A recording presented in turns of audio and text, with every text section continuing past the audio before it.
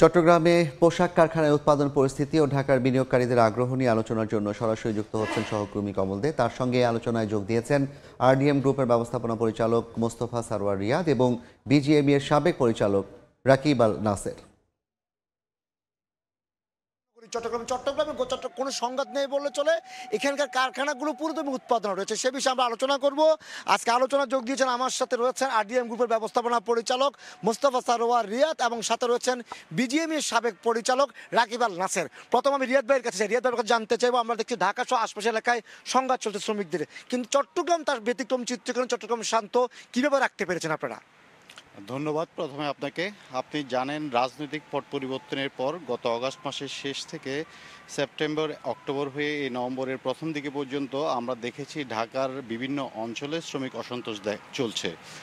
কিন্তু এই অসন্তোষ চলাকালে আমরা যেটা চট্টগ্রামে দেখেছি, চট্টগ্রামের কমপ্লিট আপনার সবগুলো ফ্যাক্টরিতে সুশৃঙ্খলভাবে শ্রমিকরা কাজ করছে, কোনো ধরনের অসন্তোষ নেই, একটি পজিটিভ পরিবেশ এখানে বিরাজ করছে। আমি প্রথমত ধন্যবাদ দিব আমাদের বিজিএমইএ এর প্রাক্তন বোর্ডের সকল পরিচালক সহ সভাপতি এবং প্রধান সহসভাপতিকে, তাদের বিচক্ষণ পদক্ষেপ এবং কার্যকরভাবে তারা এই পরিস্থিতি সামাল দিতে পেরেছেন। তার ফলশ্রুতিতে এর সাথে আইনশৃঙ্খলা বাহিনীও যথেষ্ট ভূমিকা পালন করেছেন এবং আমি স্পেশাল থ্যাঙ্ক দিই আমাদের শিল্প পুলিশের কর্মকর্তাবৃন্দকে এবং সাথে পুলিশ এবং সেনাবাহিনী যৌথ বাহিনীর কর্মকর্তাদের, তাদের সবার সম্মিলিত পদক্ষেপের কারণেই চট্টগ্রামে এই সুশৃঙ্খল পরিস্থিতি আজ পর্যন্ত বিরাজ করছে এবং আশা করছি আমরা চট্টগ্রামে তেমন কোনো সমস্যা হবে না।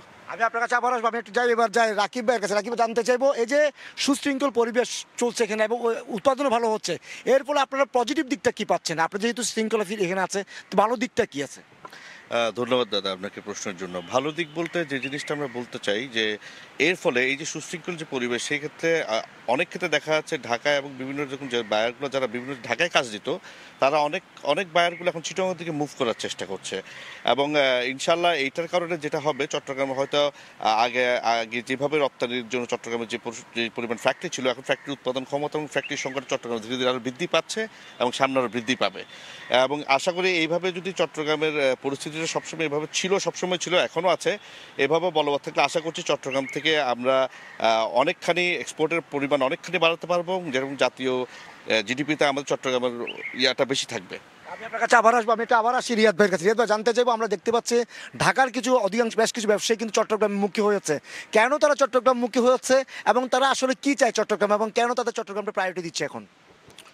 দেখুন, গার্মেন্টস এমন একটি শিল্প যেটাতে আসলে রাতারাতি ক্যাপাসিটি বৃদ্ধি করা যায় না, নতুন ক্যাপাসিটি, যার যতটুকু ক্যাপাসিটি আছে আপনি জানেন গত 1.5 বছর ধরে এটা বায়ার ড্রিভেন মার্কেট ছিল, তো সবাই সবার সক্ষমতা অনুযায়ী আসলে অর্ডার প্রোডাকশন করতে পারছিল না। এই মুহূর্তে চট্টগ্রামে যেটা হচ্ছে, চট্টগ্রামের ফ্যাক্টরিগুলো তাদের যেটা খালি ক্যাপাসিটি ছিল সেটাকে বিল্ড আপ করছে, কিন্তু নতুন ফ্যাক্টরির ক্ষেত্রে আমি বলবো ইট উইল টেক টাইম। আর ঢাকার বিশৃঙ্খলার কারণে চট্টগ্রামমুখী বায়াররা হচ্ছেন এবং আমি নিজেও দেখতে পাচ্ছি বেশ কিছু বায়ার ঢাকা থেকে চট্টগ্রামে অর্ডার প্লেস করার জন্য তারা খুব উৎসাহ বোধ করছেন, আগে যেটা আমরা দেখতাম না। সো এর ফলে পরিপ্রেক্ষিতে যেটা দেখা যাবে, চট্টগ্রামের ফ্যাক্টরিগুলো আগামী 2-3 সিজন ধরে ওরা বেশ ভালো অর্ডার পাবে এবং তারা যদি খুব ভালোভাবে পারফর্ম করতে পারে, এই ধারাটা কন্টিনিউ থাকবে। আপনি জানেন চট্টগ্রাম থেকে পোর্ট খুবই কাছে এবং আমাদের ইম্পোর্ট এক্সপোর্টগুলো লোকালি হয় এবং র মেটেরিয়ালস আসা এবং এক্সপোর্টের পণ্যটা বন্দরে পৌঁছে দেওয়া দ্রুততম সময়ের মধ্যে সম্ভব হয়। এটা বায়ারদের জন্য খুবই আকর্ষণীয়। কিন্তু আপনি আবার অন্যদিকে চিন্তা করলে আমাদের লিড টাইমটা ঢাকার ফ্যাক্টরির তুলনায় কয়েকদিন বেশি, স্যাম্পলিং থেকে শুরু করে যদি আমাদের ইয়ারে কোনো ম্যাটেরিয়ালস বা কার্গো থাকে। তো আমি আশা করব সরকারি ব্যাপারে দৃষ্টি দিবে, চট্টগ্রাম থেকে সরাসরি কার্গোগুলো যাতে উইদিন ডে ডিসপাস করা যায়। এইটা যদি করা হয় তাহলে আমরা মনে করি কারেন্ট কাস্টমাররা খুব ভালো ফিডব্যাক দিবে। রিয়াদ ভাই, আমি আপনার কাছে আবার আসবো, আমি একটা রাকিব ভাইয়ের কাছে। রাকিব ভাই, আমরা একটি বন্দরের কথা বললো রিয়াদ ভাই এবং বন্দরের সুবিধাটা পাচ্ছে। এখন যেটা হচ্ছে, যারা বিদেশি যারা ঢাকার যারা শিল্পপতিরা আসবে এখানের মধ্যে, তারা কারখানা করতে চায়, তখন আপনাদের চট্টগ্রাম, কারণ আপনি জানেন গার্মেন্টস ইতিহাস চট্টগ্রাম থেকে গার্মেন্টস শুরু হয়েছিল, আমরা সেই ধরে রাখতে পারি নাই। তবে আসলে কি সুদিন সে ফিরবে? তাহলে ফিরলে কি করতে হবে? আমি অনেকাংশে আশাবাদী।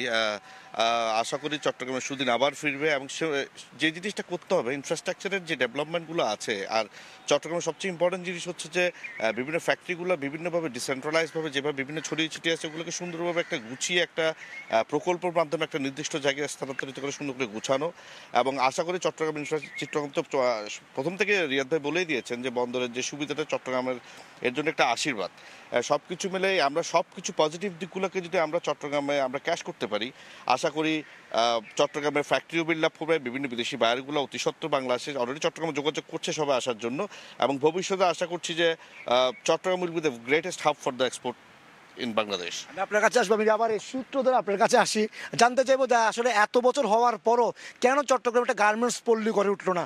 আপনি তো বিজিএমের সাবেক কমিটিতে ছিলেন, দুজনে ছিলেন, তাহলে আপনারা বিজিএমে কেন একটা পল্লী করে তুলতে পারলেন না এখন পর্যন্ত ইপিজেড ছাড়া?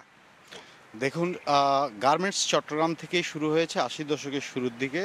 কিন্তু আপনি জানেন আমাদের 53 বছরের ইতিহাসে আমরা দেখেছি ক্ষমতার বিকেন্দ্রীকরণ হয়নি। ফিনান্সিয়াল ইনস্টিটিউটগুলো সেন্ট্রাল ডিসিশনের উপর চলে। চট্টগ্রামের উদ্যোক্তারা যেটা সবচেয়ে বেশি সাফার করে ক্ষমতার বিকেন্দ্রীকরণ না হওয়া এবং ফিনান্সিয়াল ইনস্টিটিউশনগুলোর ঢাকা কেন্দ্রিক ডিসিশন নেওয়াতে আমরা ফিনান্সিয়ালি খুব একটা সাপোর্ট আমরা ফিনান্সিয়াল ইনস্টিটিউশনগুলো থেকে পাই না। তাছাড়া ডিসিশন মেকিংগুলো যখন ঢাকায় হয়, চিটাংয়ের উদ্যোক্তারা আসলে ওই নীতিগত ডিসিশনগুলোতে ইনভলভ থাকে না, তাহলে ওরা ডিসেন্ট্রালাইজ হয়ে যায়। এছাড়া আপনি খুব ভালো করেই জানেন আমাদের চট্টগ্রাম শহরে যতগুলো ফ্যাক্টরি হয়েছে এগুলো চট্টগ্রাম শহরের খুব আপনি উইদিন 10 কিলোমিটার রেঞ্জের মধ্যে সবগুলোকে পাবেন। এর বাইরে খুব বেশি ফ্যাক্টরি হয়নি, কারণ এখানে শ্রমিকের স্বল্পতা রয়েছে, অভাব রয়েছে। আমরা যেটা সবসময় দেখে আসছি। তো আমি যদি চট্টগ্রামে শিল্প বিকাশ করতে হয় তাহলে ক্ষমতার বিকেন্দ্রীকরণ করা লাগবে।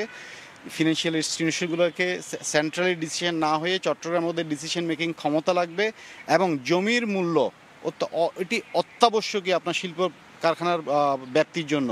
এই জমির মূল্যটা আমার মনে হয় আমার উৎপাদন শিল্পের জন্য যৌক্তিক পর্যায়ে নেই। আমি আপনার কাছে আবার আসি, আপনার কাছে রাকিবা জানতে চাইবো এই অবস্থা ধরে রাখতে গেলে এখন আমাদের যে শৃঙ্খলা উৎপাদন নিরবিচ্ছিন্ন রাখা, এটা ধরে রাখতে গেলে আমাদের কি করতে হবে? সর্বপ্রথম উৎপাদন এবং শৃঙ্খলা এই নির্বিচ্ছিন্ন রাখতে হলে আমাদের প্রথমত আমরা সবাইকে একত্রিত থাকতে হবে, যেন এটাতে কোনো রকম কেউ যদি সুবিধাভোগী বা বহিরাগত কেউ যদি সুযোগ নিতে না পারে। আল্লাহর রহমতে চট্টগ্রামের মালিকরা এবং শিল্প পুলিশ এবং যৌথ বাহিনী যারা সবাইকে ধন্যবাদ, সবাই একত্র আছে বলে এটা হয়নি। চট্টগ্রামের সবচেয়ে ইম্পর্টেন্ট জিনিস আমি একটা জিনিস যেটা বলতে চাই, পার্টিকুলার ব্যাংকিং সেক্টরটা, চট্টগ্রামের ব্যাংকিংটা যে হিসাবে ব্যাংকগুলো যেভাবে চট্টগ্রামের ফ্যাক্টরি বা ব্যবসায়ীদের সাথে যে ব্যাংকিং যে স্ট্যান্ডার্ডটা মেনটেন করি, স্ট্যান্ডার্ডটা ফার বিলো দেন ঢাকা। এবং এইটাকে যদি একটু ভালো করতে পারে আর একটু ব্যাংকগুলো যদি একটু মনোযোগী হয় চট্টগ্রামের ব্যবসায়ীদের প্রতি, আশা করি আরও বেশি ভালো করতে পারবে। ধন্যবাদ। আমি ধন্যবাদ দিচ্ছি এই মুহূর্তে রাকিব আল নাসের, বিজিএমই সাবেক পরিচালক, এবং সাথে ছিলেন আরডিএম গ্রুপের ব্যবস্থাপনা পরিচালক মোস্তফা সারওয়ার রিয়াদ ভাই।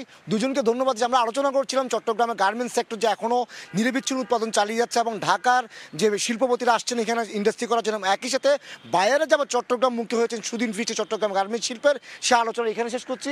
দুজনকে আবারও ধন্যবাদ দিয়ে যে আলোচনা আমাদের এই আলোচনার ইতি টানছে এখানেই।